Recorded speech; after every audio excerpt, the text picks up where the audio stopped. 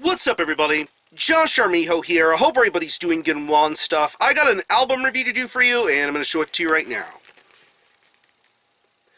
This is the new album from the band Goatmoon, entitled Stella Polaris.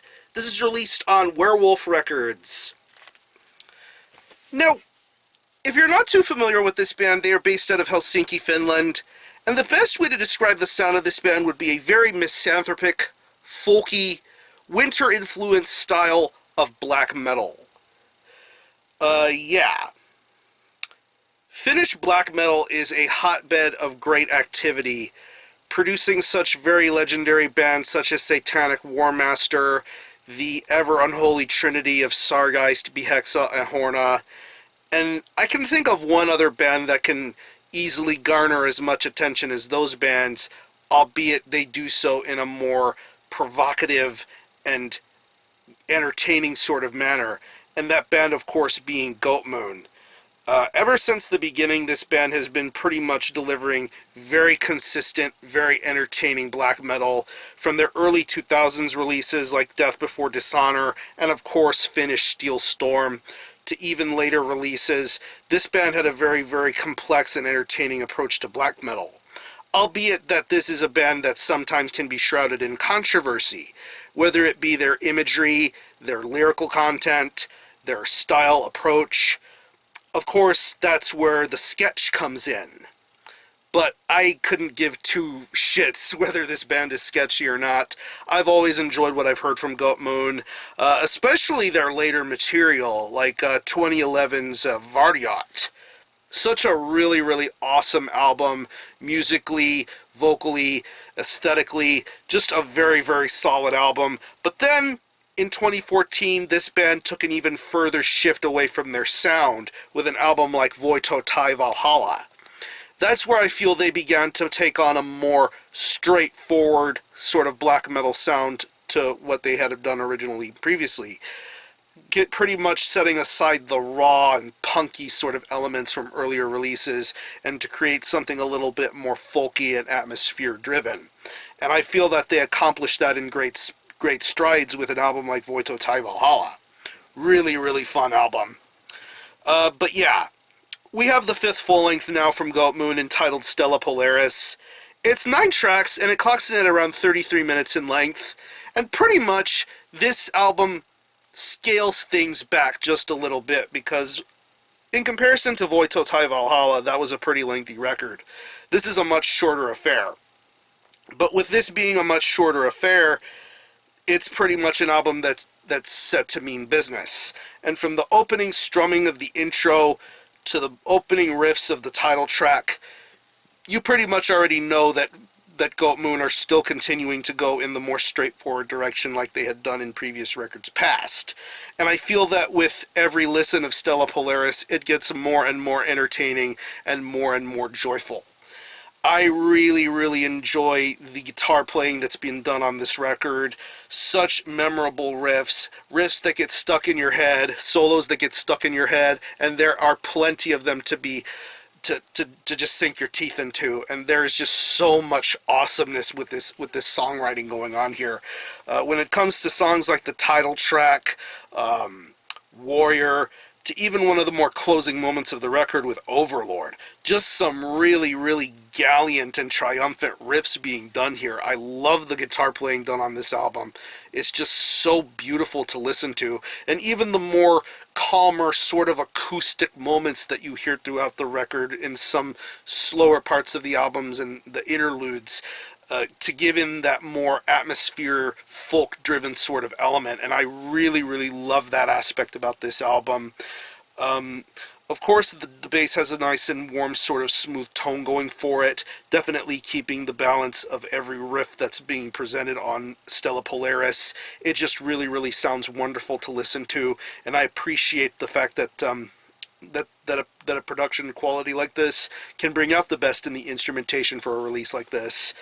When it comes to the drumming, very awesome drum performance, lots of great blast beats, lots of great skill being presented with the drumming, especially to the more straightforward pace sort of tracks, once again going to the title track, and then to probably the instrumental song on here, Sonderkommando Nord. Some really, really great drumming going on that song, especially for the more folk-driven sort of parts of the record. I think it's done very well and is played very well. And another thing to point out about this record is the inclusion of keys.